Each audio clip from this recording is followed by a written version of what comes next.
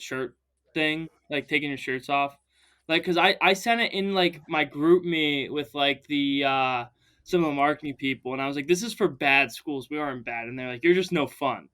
I'm like, I'm a guy who got pneumonia 2 times for like taking my shirt off at Pitt. Like you know, So I will say, as I've probably said on the show before, I am a person who my first ever Pitt game, shout out to Youngstown State in 2017. oh, I got shirtless to motivate the boys on that balmy August day, I believe. And I can dig it up, but there's a screenshot of me. You can see me kind of just like stanced up like this, shirtless, kind of fat, um, as they score the game-winning touchdown. And I'm with you. I know it's a trend and everything. It's like, oh, everyone's taking their shirts off, but got to remember the history of this, where I believe it was 2011 in 2021 Indiana, where they were so bad that people just decided to do it because they were so bad. I know that Oklahoma State brought it back because they're also bad. You have to be a bad team to do the shirtless bit. I understand it's fun. I'm gonna put the fucking hammer down. You have to be bad to do the shirtless bit. What about it? What if your chest is painted? no, What I think it's way like I think we're both just talking about like the twirling of the thing in like an upper Fair. deck section where no one is. Like if you're in the student section with your shirt off, I think we encourage that. Like there was a guy in a Fu Manchu mask, no shirt, cape. Like there's people getting into it. I just think it's more the trend where like you wave the shirts and go to a section where it's empty when you're bad is my critique of it because we're not bad. That's fair. Yeah, because I saw Oregon fans doing it. I'm like, you're like number what 5, 6 in the nation. You can't be doing the shirtless bit. You do it if you're losing. The weather's miserable. I was like, Oklahoma State fans before they got the shirtless bit. They had like the banana conga line. Like they're finding new and inventive ways to do anything but watch their college football team. Which I gotta respect. To the sidelines, has a man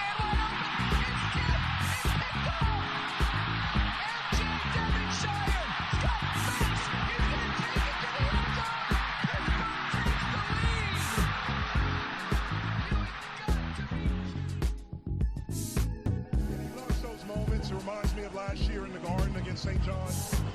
And guys just stepped up. Blake hits a what the hell 3. We're like, what are you doing? And he's done that all year. Klicka out to Bizzario. It's over. The Pitt Panthers have upset Wisconsin.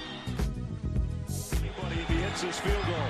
Up and got it.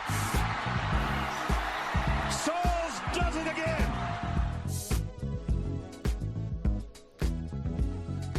What is up, everybody? Welcome back to Simplify Podcast. I'm your host, Zach Kaminsky, and this week I am joined by our full cast and crew, Mason Kling and Ian Labatch. Mason, how are we doing tonight? Doing well in the midst of stacking W's, so it's always good to have a victory podcast.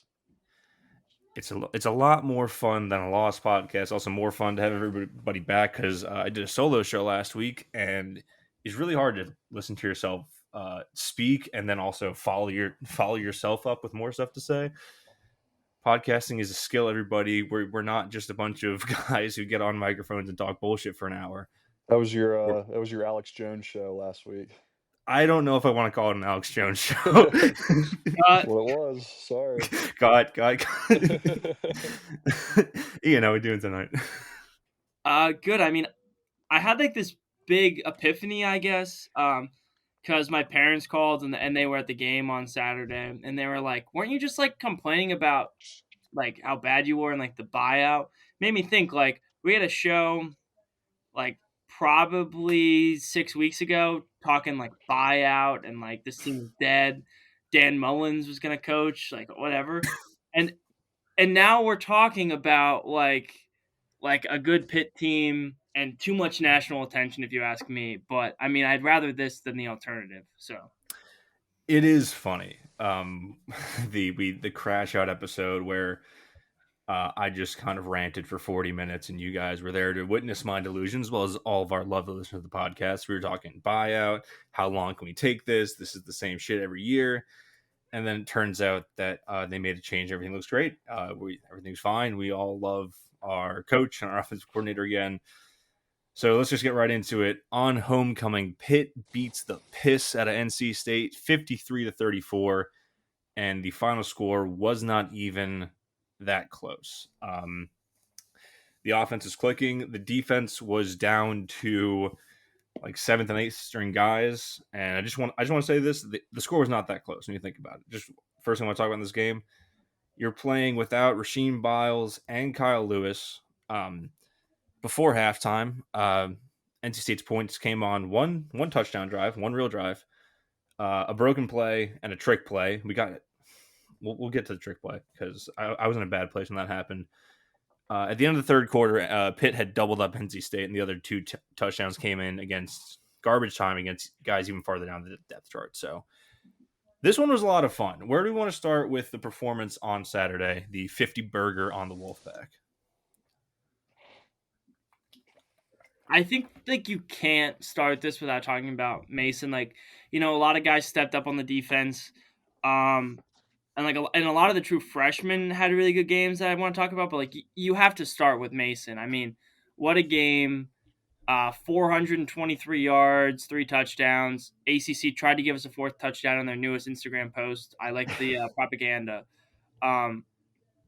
But it was masterful. Like the offense works. Like it's crazy when a quarterback can hit a receiver. What this Cade Bell offense looks like. But I mean, he's just sacking awards and like, people are still worried about the lack of a run game. I think like if he's going to complete passes to the outside and get the offense in a flow state, I'm less worried about it. But I'm interested to see what you guys think about Mason's game. Just to put it out there, Mason was 28 of 48 for 423, 3 touchdowns, no picks, averaging 8.8 yards per attempt, or I guess per completion. I think that's what ESPN tracks. Yeah, I mean, he was the ACC Rookie of the Week. He led every single passer in Division I or FBS outside of Drew Mestemaker at North Texas, who put up 600 and had, I think, about 400 of that on Yak. Yeah, man, it's really fun having a quarterback who has the vision and timing that Mason has. I mean, we can talk about, his 4th down completion towards the end of the second half where he puts it right in the pocket for Justin Holmes to catch it. The bomb touchdown to Blue Hicks to break the game open in the second half. Just the overall performance. Like, there's nothing to complain about with Mason. He's just been absolutely killing it. And like you said, the run game, a little bit stop and start, but I think we've talked about it. The run game is really secondary. It's just like an option to take some give the pass game a break. Obviously, Des Reed's not 100%, and that really does affect how the run game looks. They get spurts of good run plays, but when you're hitting passes at 8 yards a clip, it's okay. we're gonna get a first down every 2 plays here. Yeah, he had some really good timely throws too. You mentioned the 4th down one, Zach. There were quite a few 3rd down throws too that just felt like timing of the game really to keep the momentum we had to have. And even on the 3rd and longs, like did not look like a freshman QB. No sacks this week, which is good. Yeah, man. The O-line's been playing really good. I just want to say on the receivers real quick. Of everyone who caught a ball, only 4 of them were averaging less than 10 yards per reception. So, hey, man, they were just getting chunk plays. This NC State defense, if we're going to be frank, just couldn't hang with the offense. Also, yeah, shout out to the O-line. Ryan Coretta has been an absolute find coming in for the injured Keith Gavea at left guard. He's been awesome. Obviously, Lyndon Cooper had an awesome revenge game against his old team. Kendall Stanley, much improved since the Syracuse game. We did not have 8 false starts. That was very nice to see. And then, yeah, Jakirian Turner is just turning into a guy. If you get to the low red zone, you're just going to hand the ball off to him, and he's going to find the end zone. He had 2 touchdowns on the day. Obviously, he didn't have many yards, but He's going to finish drives. That's what's important, right? I was doing the research on this. Mason, since I know you're not too plugged in to Twitter, I do want to put this question to you. Okay. So I was doing the research on this, right? I took the percentage of drives where Pitt has the ball inside the opposing 25, right? What percentage of those ended in a touchdown against Power 4 teams? Right now, Mason is in drives featuring Mason Heinschel. They're at 17 of 28 for a 60.7% touchdown conversion rate. So anything else is a turnover or a field goal or anything like that, right? Eli Holstein had 12 attempts. Would you like to guess the clip he was hitting at? Dude, I genuinely think it might be. I'm trying to think because I remember that the red zone stuff that we were talking about in previous pods before we were on the Mason Heinschel experience, and it was like, still don't have a red zone score, still struggling here. I'm gonna give him the benefit of the doubt and say that he had 2. He had 2? Yeah. That's on the money. Eli Holstein was 2 of 12 for 16.7% and four turnovers. That's the difference, folks. That's the difference between the first 4 games and the next what, 5 we had? 4? Maybe it's 4 now. The next 4, right? The team is converting in the red zone. There are no sloppy red zone mistakes on offense. This is pretty much a perfect day as you can get from the offense. And yeah, I mean, I don't mean to kick a guy when he's down, but we do got to talk about this, that Eli Holstein was given a chance in mop-up duty to go score a touchdown and make this a 60-burger. He threw a goal line pick. That's all I'm going to say. That's all I'm going to say. I think that's his 3rd or 4th of the year. Anything else? I mean, listen, with the offense in this game, I don't even know what to say besides praise for literally everybody involved. Kenny Johnson, ACC Player of the Week. He had 7 catches for a $112 and a touchdown. Blue Hicks, 4 for a $120. Poppy Williams, 5 for 62 in that awesome fucking touchdown grab where he catches a deflected ball, dragging his feet at the end zone, hits the bow. And I do want to talk about this. He hit a very clean Thriller dance after that nobody is talking about. Go back and watch that. He hit a fucking ice cold Thriller. I do want to shout that out because that was really fucking dope. Also, shout out Blue Hicks giving me my profile picture on every social media for the next year. That was a great photo by Alex on the Pitt official Instagram account. So I love that. Shout out to Alex, man.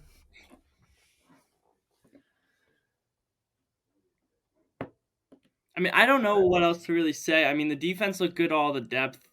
I mean, it's just Sean Lee's putting up crazy numbers. Like, at the end of the day, it's just like I want us to get healthy and, like, just not take any opponent too lightly and then just keep stacking dubs.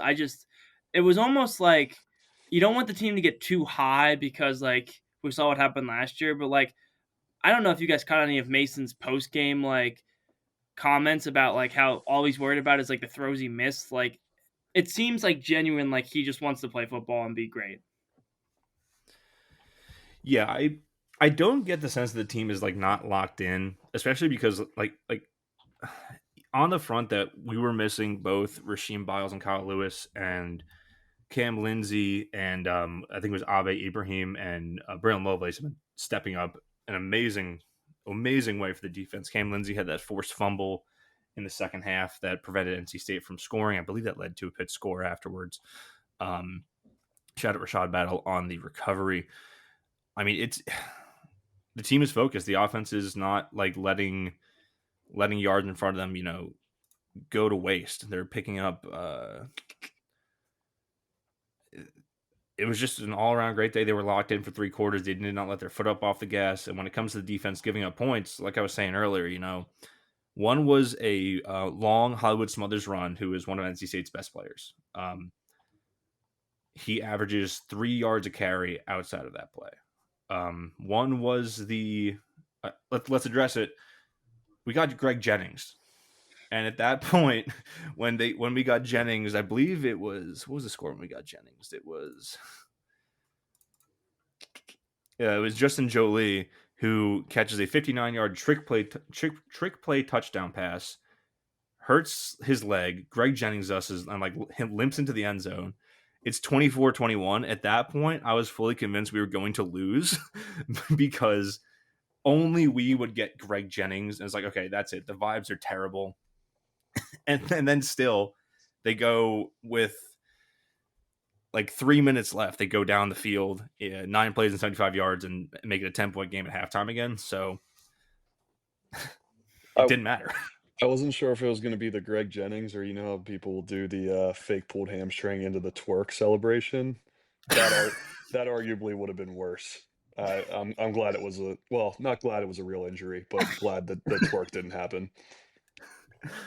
I would say I see where you're coming from.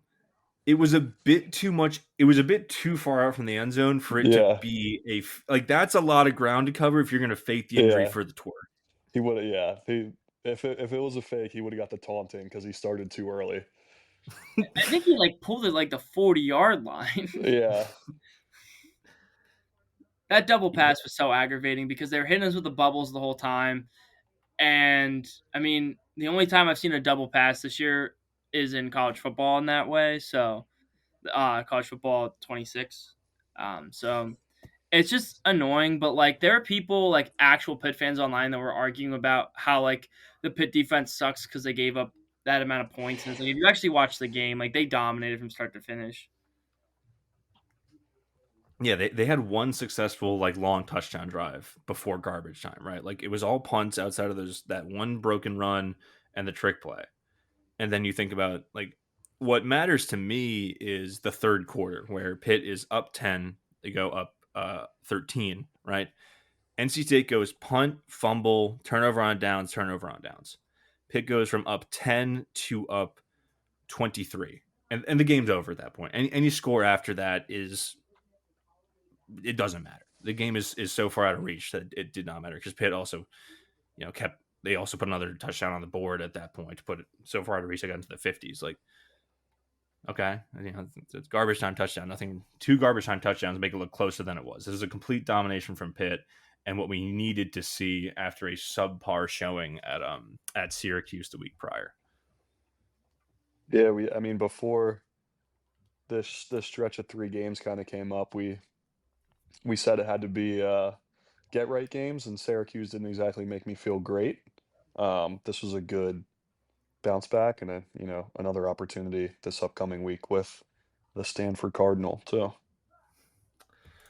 Oh yeah, where we're all focused on Stanford. It's we can knock the Stanford preview out of the way. If this is a close game, they should be ashamed of themselves.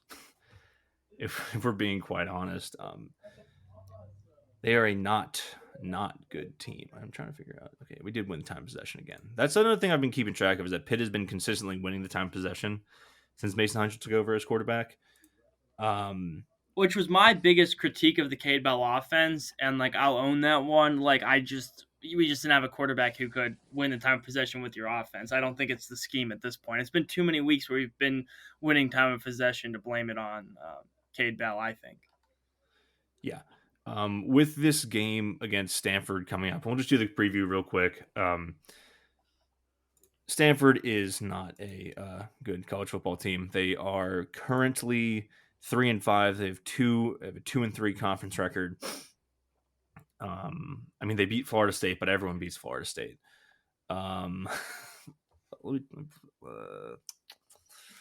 I need to find Stanford on this.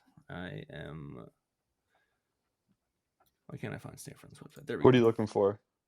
I'm just looking for. Oh, I do want to mention. Do either of you know who Stanford's starting quarterback is? No clue. Didn't he just get healthy last week? He did play last week. Yeah, I don't know.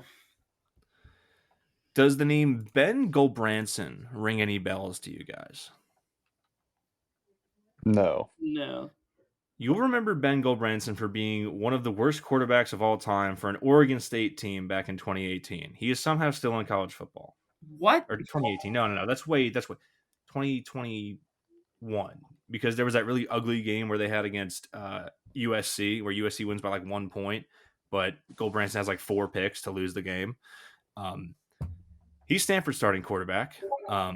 Stanford's offense is atrocious. They Someone's Discord going off. What's up? I keep hearing the Discord beep, and I uninstalled it on my computer before I logged in. I don't think so. I don't even have Discord. Okay, I just thought I kept hearing it. So I think you were literally literally having auditory hallucinations. Anyway, back to how bad Stanford sucks. Stanford has, in terms of success rate for their offense, they are number 129 in the country. That's the number 122 pass offense and the 122 rush offense. Their defense is not much better. They are giving up a 43% success rate on defense, including a 45% success rate passing, which is higher than Pitt's current passing success rate. This is a game where you want to just pour the score on early. They should not be on the same field as Pitt. They have a terrible quarterback, a terrible offense, and a defense that can't hang. This is a game to iron out any kinks because, as all Pitt fans know, you've got Notre Dame, Georgia Tech, and Miami coming up that will define this season as either sort of a feel good we got right after the start and couldn't hang late season, or a season that really means something for this team and like shows how good they can be. This is a huge opportunity up for grabs. With this Stanford game, it's 3:30, so it's not. I'm so glad it's not like a 10 o'clock game, because I would have just caught the replay the next day. Yeah, just look good. Don't look bad against Stanford. Get things right. Get the offense. This is.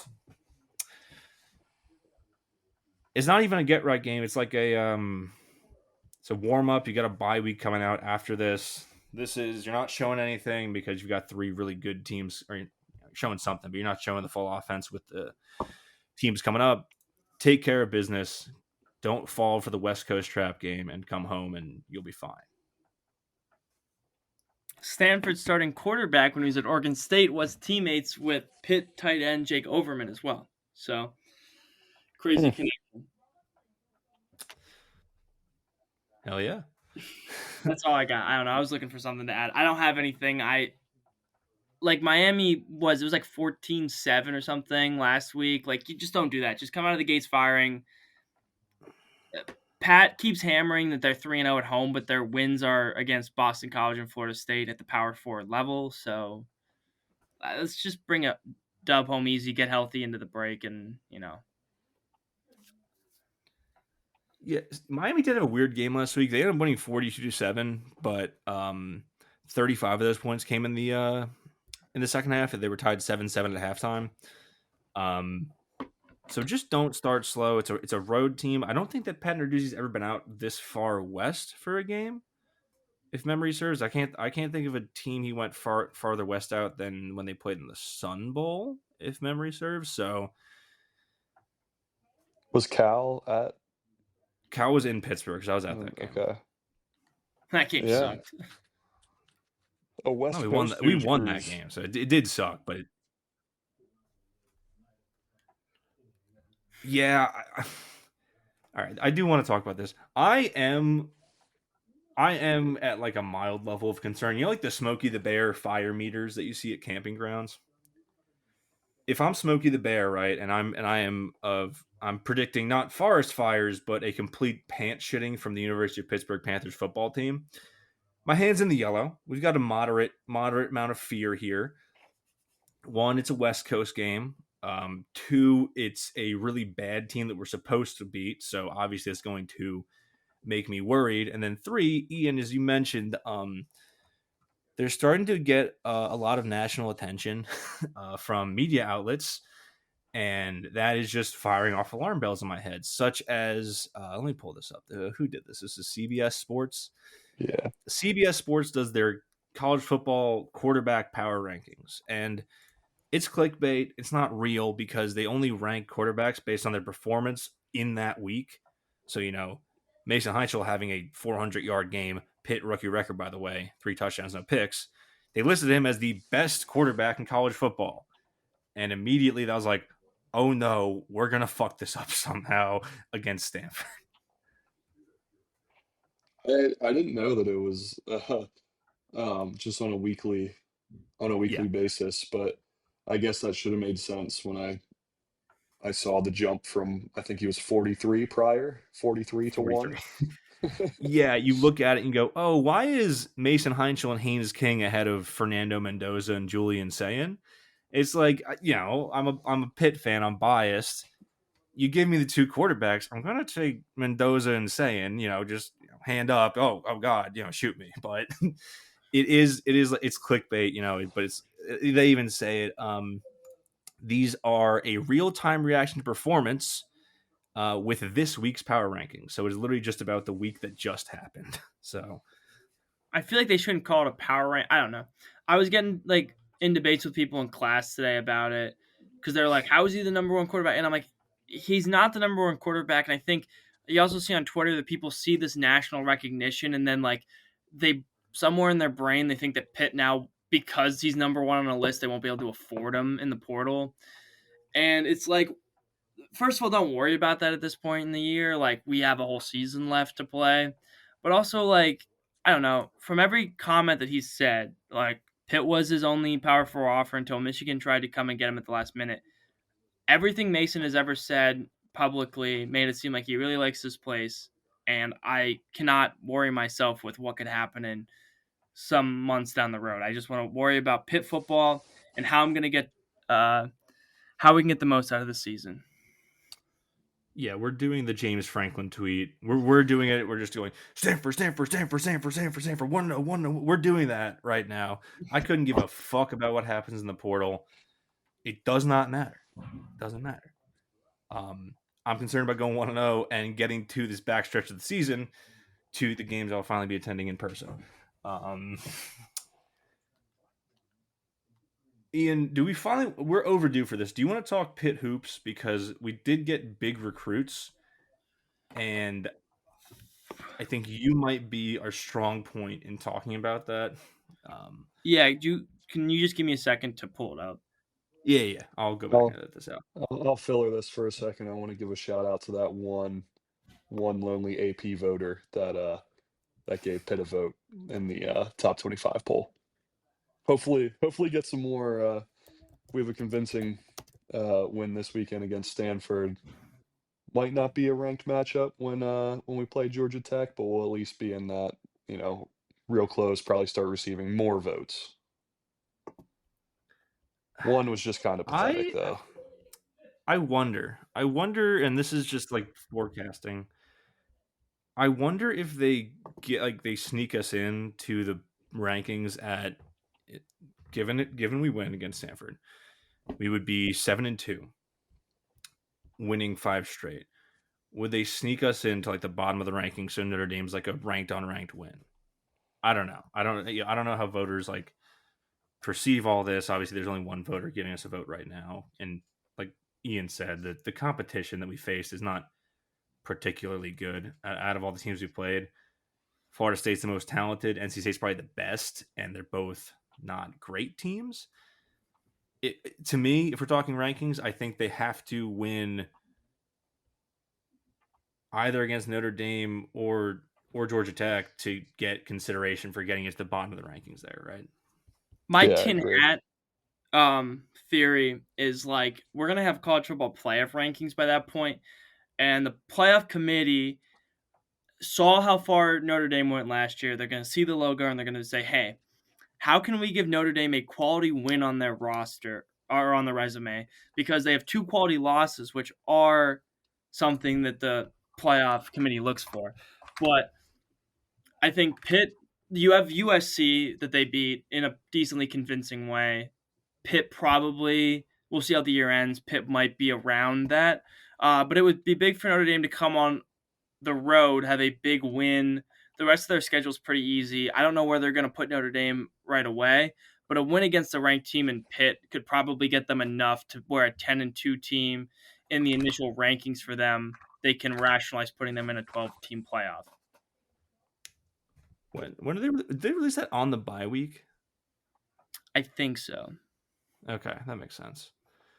Yeah, I mean, there could be enough motion to like shake it up and like get us in if like teams lose, but I'm not concerned about that. Get to the bye week healthy. If Biles and Lewis still can't play, this is a week to that. It's fine to just rest them and get them healthy for Notre Dame because you need them for Notre Dame. That's simple as you can put it. Ready with the basketball stuff?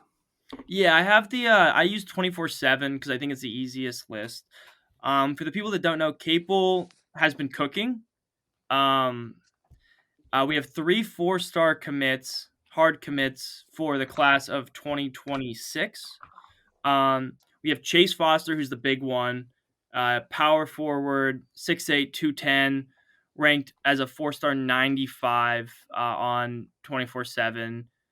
33rd nationally ranked prospect, and he was the second to commit to Pitt in this class. Our first one was Jamal Jones. He's a shooting guard, 6'3", 180.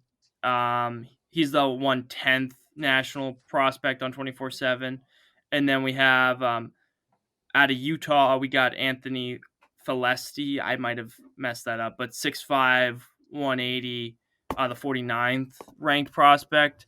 I'm interested to hear what you guys think because a lot of the people that have contacted me about what are my opinion on these guys is if Capel can keep them and the young guys stay, I am super excited for 2026 because that gives you a lot of size and versatility. And it feels like Capel's kind of playing with house money at this point. I think like he knows that even if they have a bad season this year, he's still going to be back.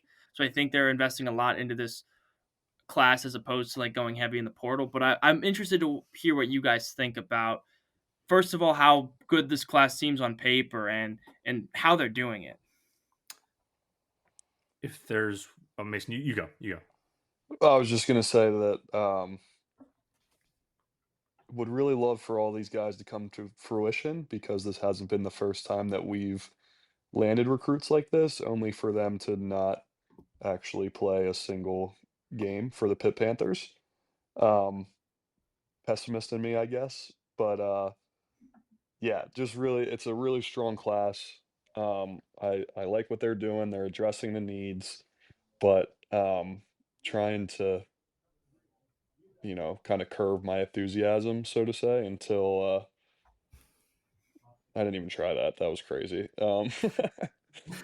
Until they actually get here and start playing. The thing with Jeff Capel, and I think we all agree on this, the knock on Jeff Capel has never been his high school recruiting.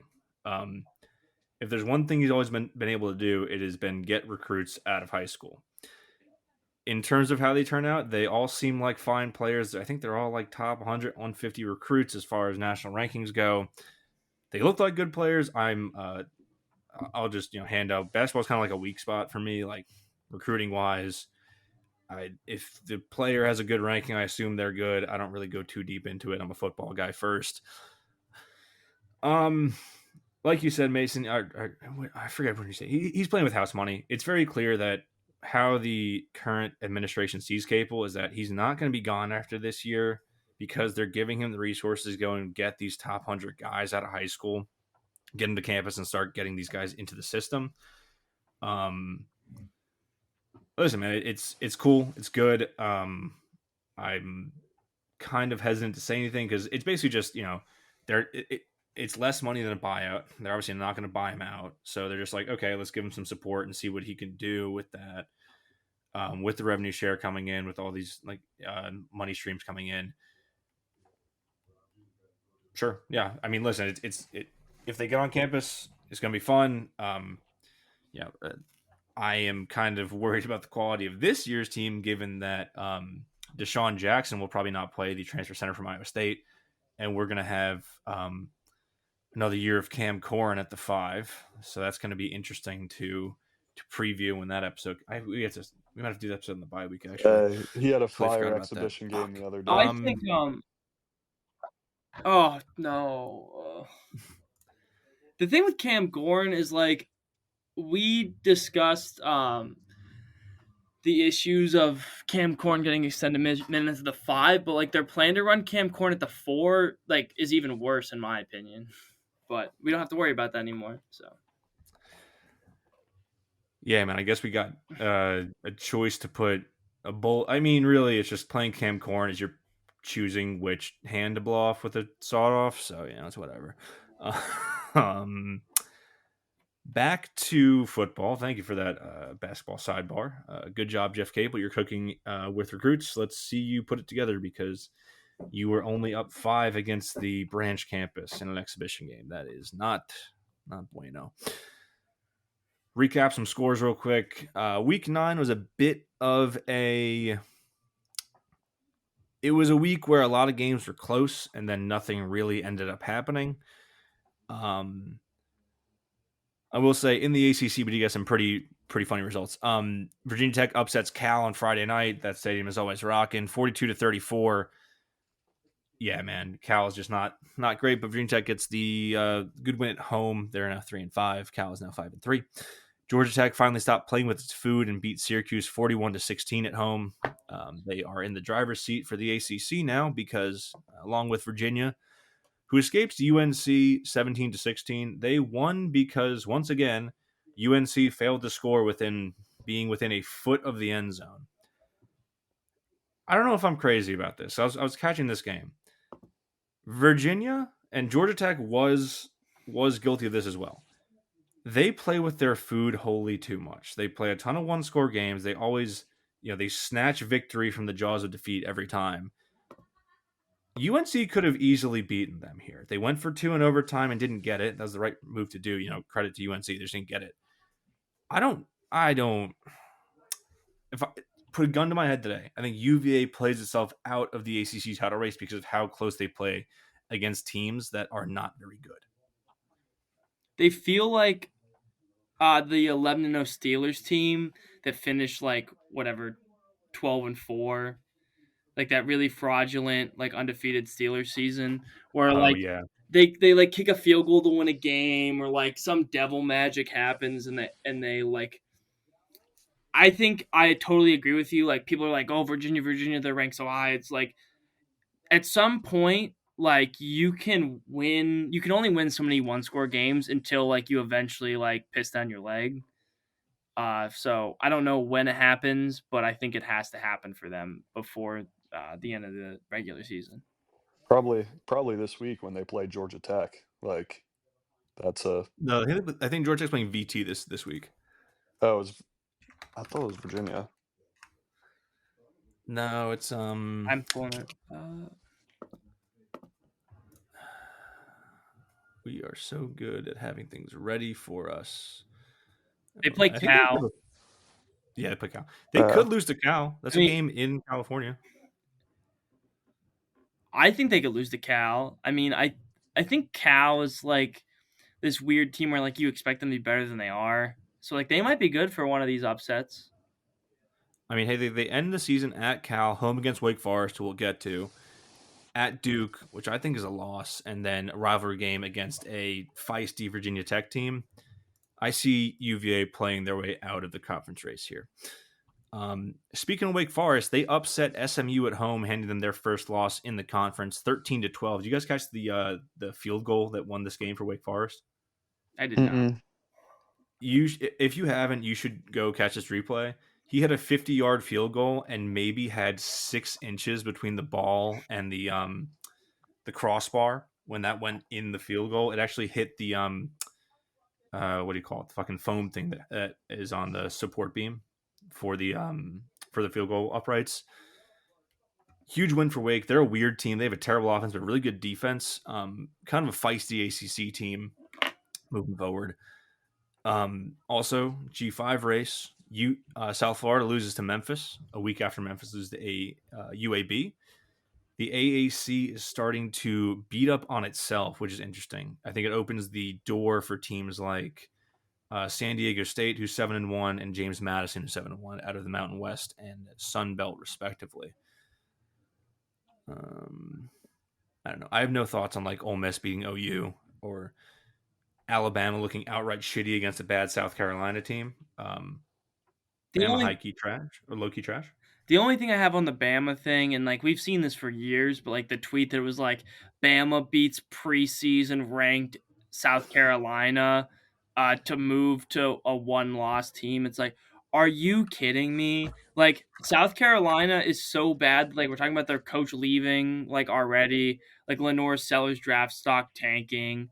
Like, I'm sorry. Like, I know you play in the SEC. It's a tough conference, but, like, that is not a quality win. Like, it helps you in your conference standings, but, like, that's not a resume win that, like, you can brag about.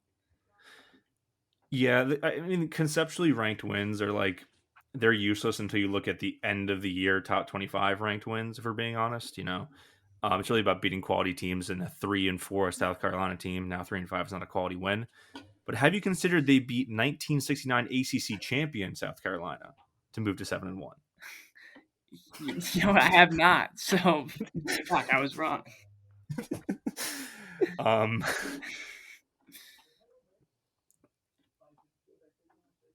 Vanderbilt 17, Mizzou 10. Bo Priola goes down in this game. Vanderbilt escapes it with an ugly one. Vanderbilt's now 7-1. Are we talking about playoff Vanderbilt, guys? Talking about playoff Vandy here? Mark Lay, man, what a guy. That's blank check type of coach. He's a dog, but like this Diego Pavia for Heisman shit has to end. Like, I'm so sorry. Like, he's got swag off the rockers, but like he's averaging like 180 yards 180 passing yards in Power 4 games. Like, I'm sorry, there's so many other guys that deserve it, and the Heisman has already been kind of like a name recognition thing, but I don't know. That might be a boomer take, but Diego Pavia is such a swagged up white boy that I would like to see him invited to New York. I think that Mendoza out of Indiana deserves it. I think he's the best player right now, the best individual talent in these top teams. I can't hate him though. He is such a cool story and talks so much shit and backs it up that I can't. Also, every single school is going to put their guy forward for Heisman. I can't blame Vanderbilt for putting out the free advertising. I've got another crazy playoff take for you guys. Iowa 41, Minnesota 3. Both Iowa and Oregon are on a bye this week, but they play the following week after when Pitt's on their bye. If Iowa wins that game against Oregon, are we talking about playoff Iowa?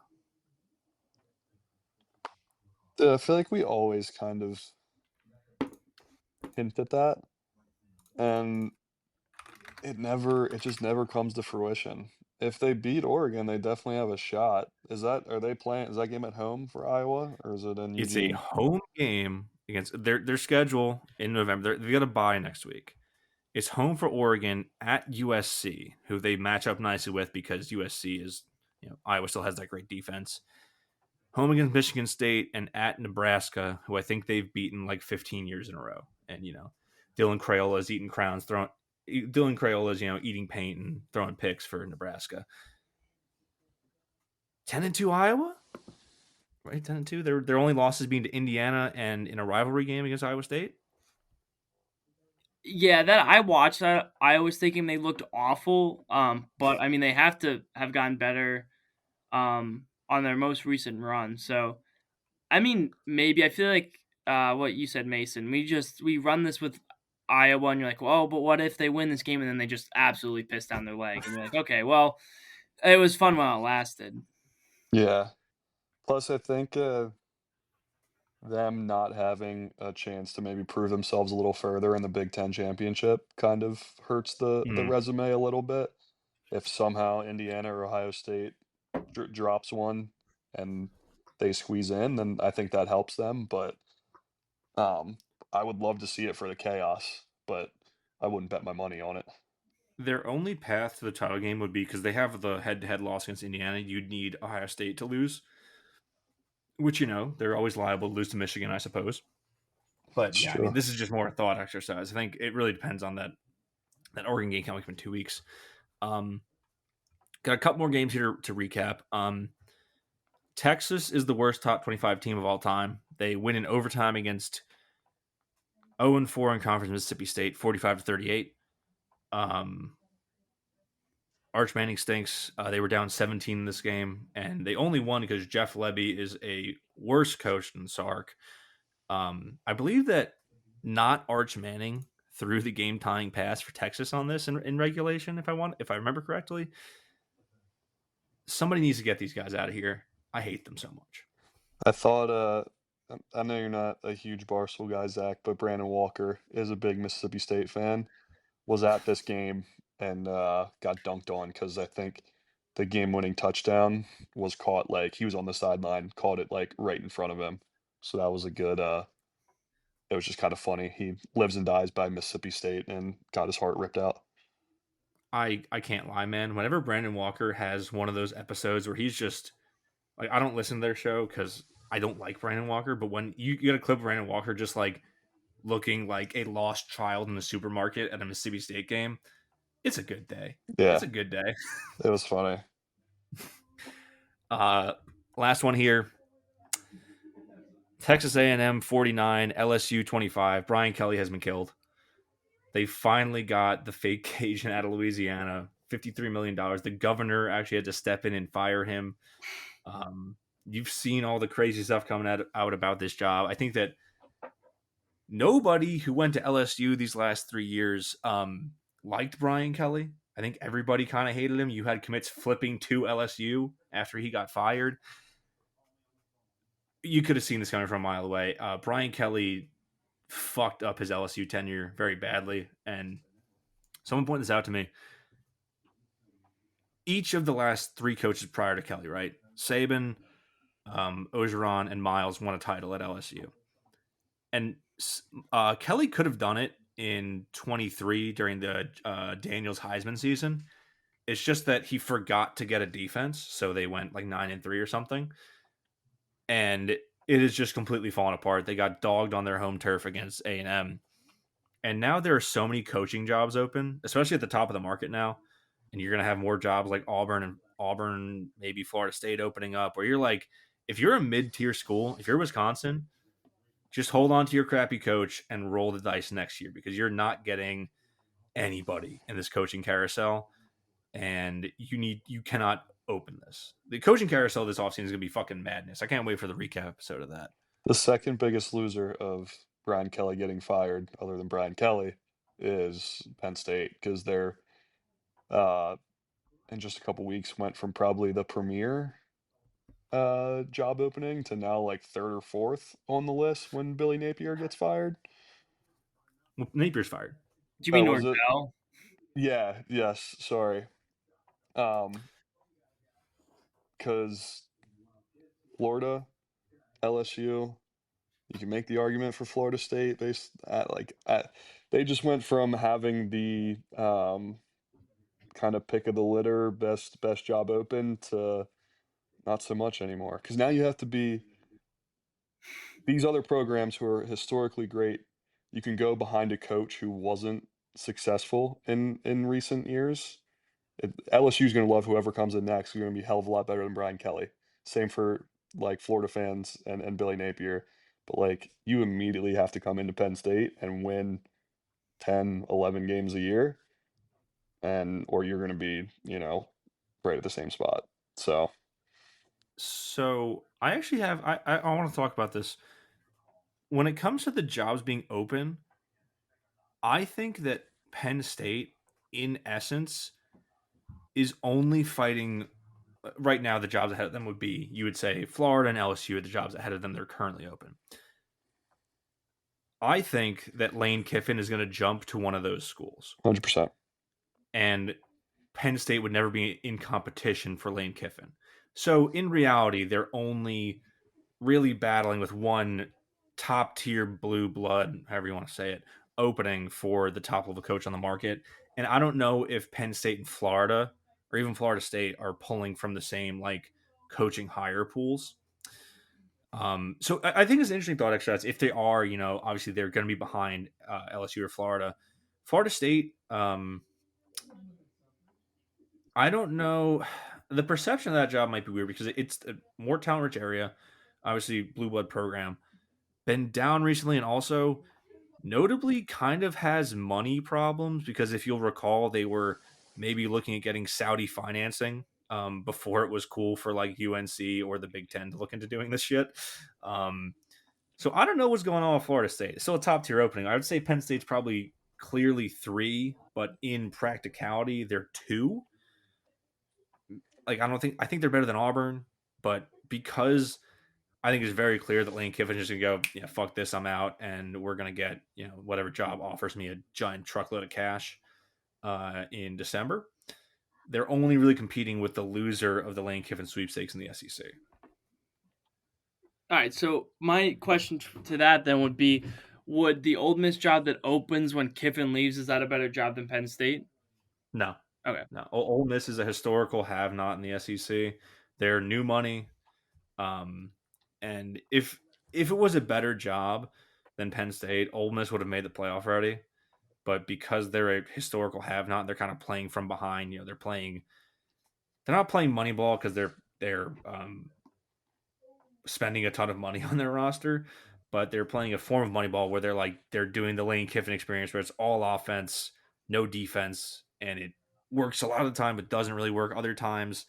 So no, I would not say that Ole Miss is a better job than Penn State. Absolutely not, because they're in their recruiting footprint in the state of Mississippi, they are probably behind LSU and Alabama in terms of recruiting.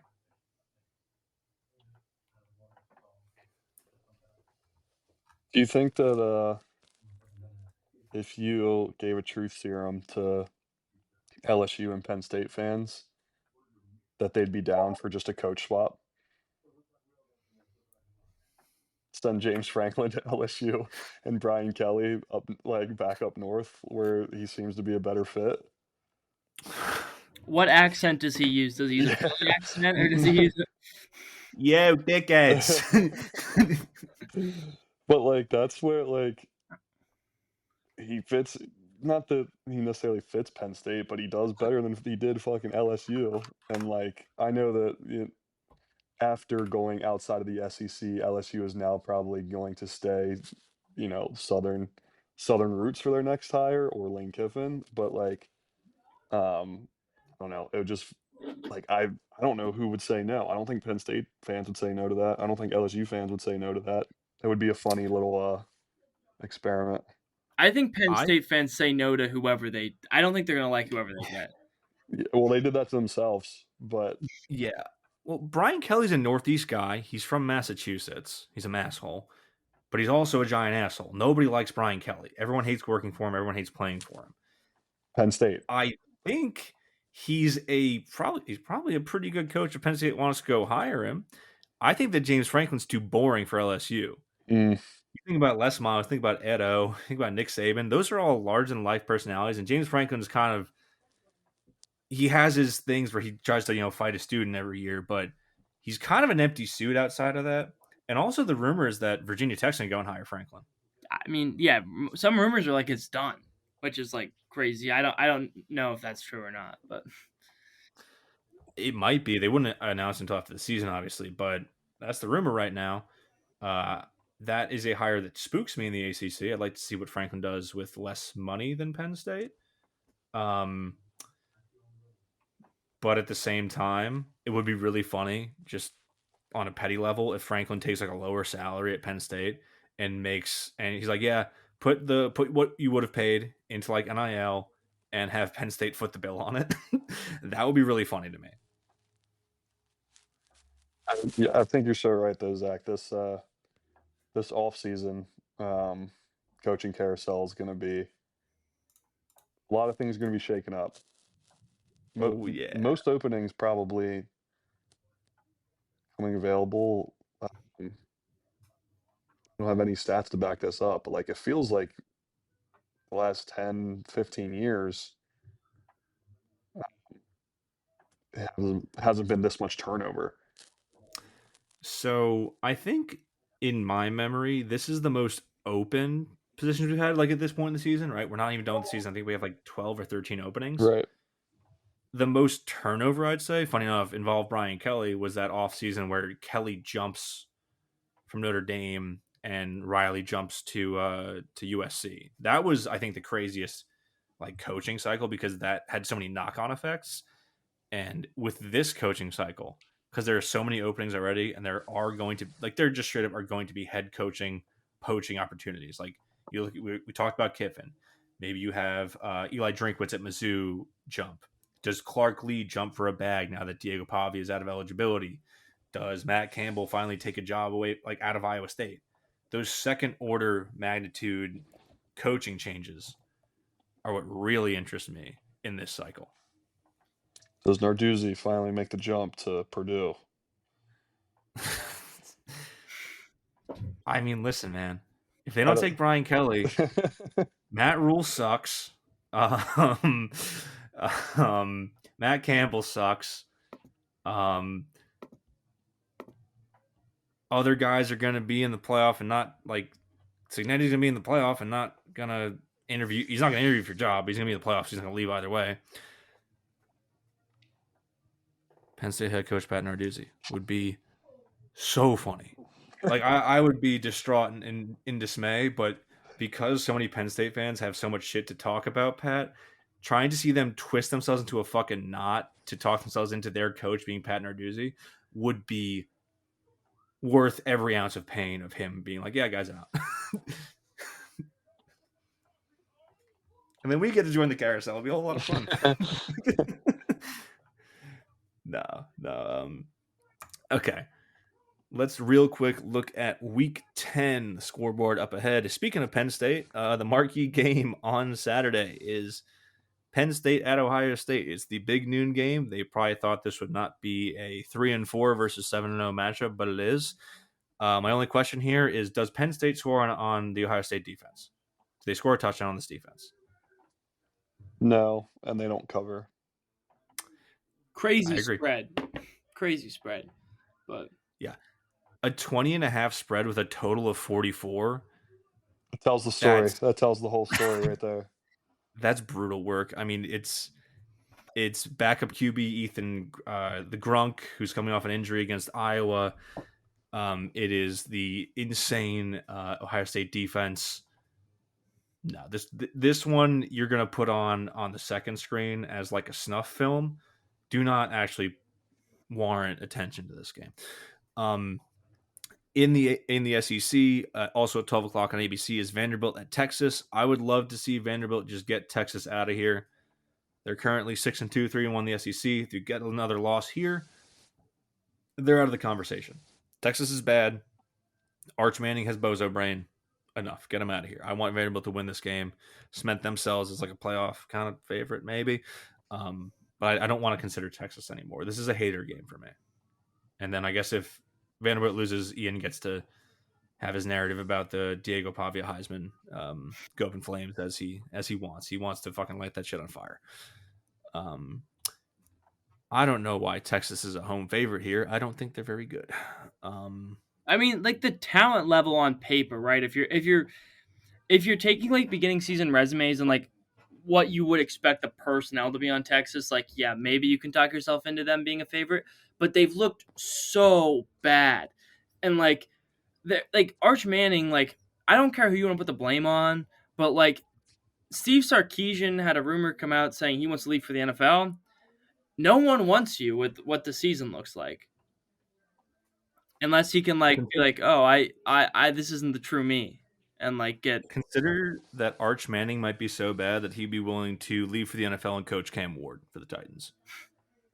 Yeah, I don't know, man. Sark, to me, like he got lucky with last year's team with Quinn Ewers basically being like a ready-made quarterback, having insane running back talent, defensive talent.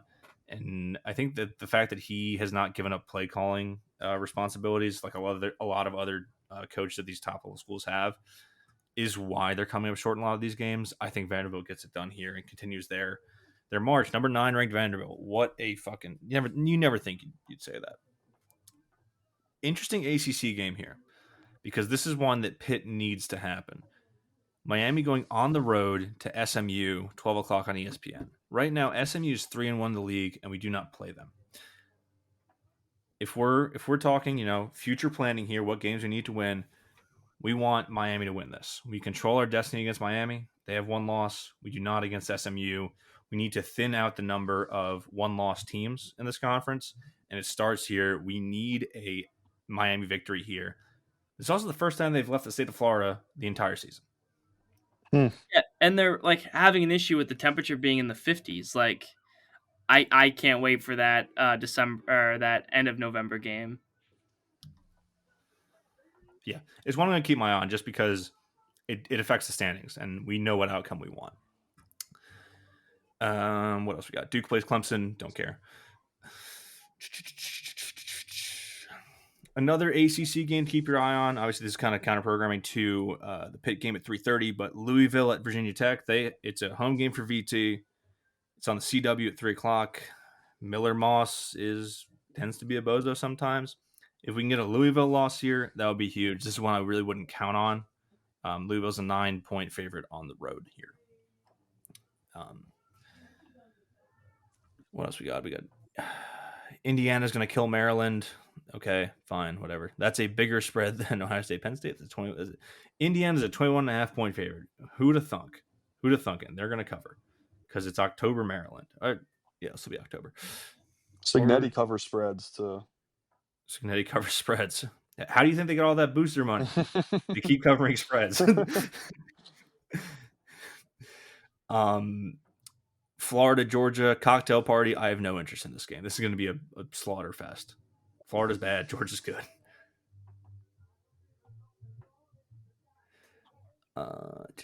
We mentioned Virginia Cal. Could happen. I wouldn't count on it. That's ESPN2 at 3:45. Wow, this is kind of a not great slate of games. South Carolina versus Ole Miss. I'll shout out a game. Tune into Navy and North Texas on ESPN2 at 12 p.m. Oh, that is hand up my bad for skipping over that. That is American title race implications, playoff implications. Yep. 7-0 Navy against 7-1 North Texas. Also, just a crazy 65.5 point total for this one. Christ. Just a fun watch for that, let alone the implications. But that'll be a good one to have on. I would actually hammer that over. The Navy offense is clicking on all cylinders, and we mentioned him at the top of the show, but UNT's quarterback, Drew Mestamaker, who's playing for the first time as like a starting quarterback since he was in high school. I believe he leads the country. He doesn't actually, but he has 2,468 yards, 21 touchdowns, and four interceptions. That offense is fucking clicking. Navy's running offense is clicking. I mean, it's going to be a styles make fights game, and also could be like 110, 120 point absolute shootout. Yeah, it's just crazy to see I know Navy's, changed it up a little bit, but just a service academy with a point total that high is something that you don't see a ton. Especially when you compare it to the game also. It's Army Air Force is also on CBS this week, and that point total's at 48.5. Yeah. Like even that's high for like that is high. That's higher than I would have expected. Well, Air Force has like the worst defense in college football. They scored 48 in a game and lost. But I mean, shit. Service academies are fun ball this year, man. Night slate. Can I interest you in? Does Oklahoma, Tennessee move either of you? I think this is SEC slop. Yeah. I'll have it on. I think this is, hypo revenge game. That's about the only storyline I can get behind here. Is it like a playoff eliminator? Pretty much. I think pretty much. Yeah, I guess that's the kind of other storyline you could get behind. Whoever loses this is probably done. Whoever wins is in a better spot. You're still on the outside if you win this game. You're out if you lose it. Yeah, I would say. Tennessee's a 3.5 point favorite. I think I like that with John Mateer looking pretty rough after the hand injury coming back from that. I guess you could say the same about USC and Nebraska, just with lower stakes on like playoff elimination. You can stay alive if you win this. You're dead if you lose it. I do want to say that Washington State and Oregon State play each other for the first time this season. They are, I don't know when the last time this happened, but they're playing each other twice in the same season. It's pretty funny. I heard that the other day. So this is the first matchup. Do you know when the second matchup is?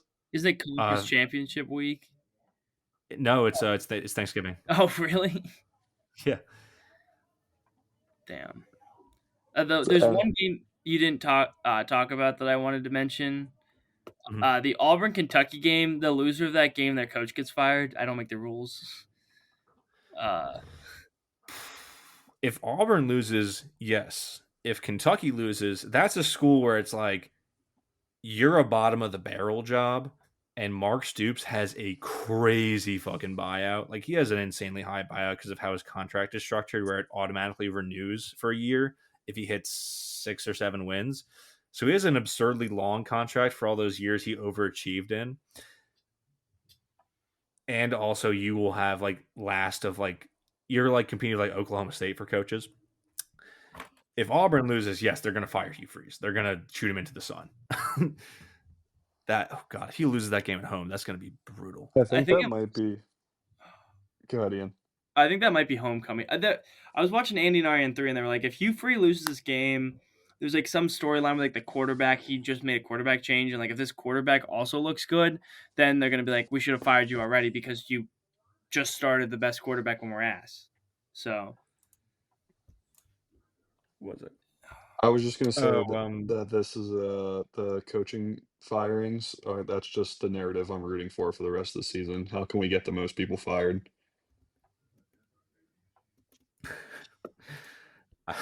I'd like to point this out now that you mention it because I was not tapped into Auburn versus Arkansas last week. Their new quarterback, Ashton Daniels, was 6 of 8 for 77 yards. No touchdowns, no picks. He was their leading passer because Jackson Arnold was 7 of 12 for 73 yards with a touchdown and a pick. That's so bad, man. That's going down as like one of the worst hires in history of that second round Hugh Freeze. That sucks. Doesn't Auburn have like one of probably the best receivers in the country too? Who's that kid? Coleman? Yeah. Yeah. And they can't, get him the ball more than, what did you say it was? 6 for 8, so they can't get him more than a handful of times a game? I don't know. Yeah, he had 2 catches in this game. That's because crazy. they completed 13 passes all game. I mean, they ran wild on Arkansas because they don't have a defense, right? But like Coleman is an insane receiver. Someone's gonna get him in the portal this year because he cannot do another year at Auburn to tank his stock. I just had this pull up. Yeah, he has 32 catches on the year for 440, and he's caught half of all of Jackson Arnold's passing touchdowns on the year. He has 3 touchdowns. That's half of all of Jackson Arnold's passing touchdowns. I'm pretty sure I know at least one of them was like a circus catch too, where it was, that was him being a beast, not the throw. Yeah, at least one of them. Could be more than that. I don't know. Arnold is a terrible quarterback. He was terrible at Oklahoma, and I have no idea why they decided to get this kid out of the portal when he can't play football. Anyway, I digress. The nightcap here, actually kind of a fun one because we're getting to the end here.